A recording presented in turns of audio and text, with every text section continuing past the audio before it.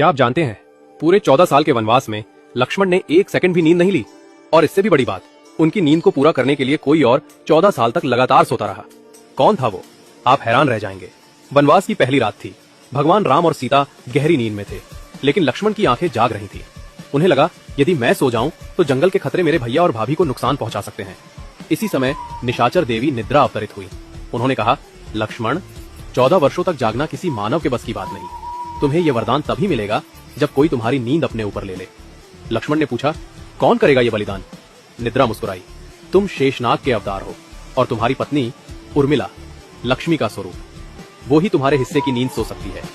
उसी रात उर्मिला सो गई, लेकिन ये नींद सामान्य नहीं थी। ये लक्ष्मण की 14 साल की नींद थी। वे सोती रही और लक्ष्मण रात दर रात राम और सीता की रक्षा करते रहे। वनवास खत्म होने के बाद जब लक्ष्मण अयोध्या लौटे और उर्मिला को देखा, उनकी आंखें भर आई। उर्मिला ने आंखें खोली और 14 साल बाद पहली बार मुस्कुराई। लक्ष्मण ने कहा, तुम्हारे इस त्याग के बिना मैं इस धर्म को निभा ही नहीं पाता। लोग राम सीता के प्रेम को याद रखते हैं, लेकिन बहुत कम लोग जानते हैं कि अयोध्या की सबसे महान प्रेम कहानी लक्ष्मण और उर्मिला की है, जहां एक ने 14 साल तक नींद त्याग दी और दूसरी ने 14 साल सिर्फ अपने पति के धर्म का साथ देने के लिए सोती रहीं। ये कहानी हमें सिखाती है, सच्चा त्याग बिना शोर के किया जाता है। जय श्री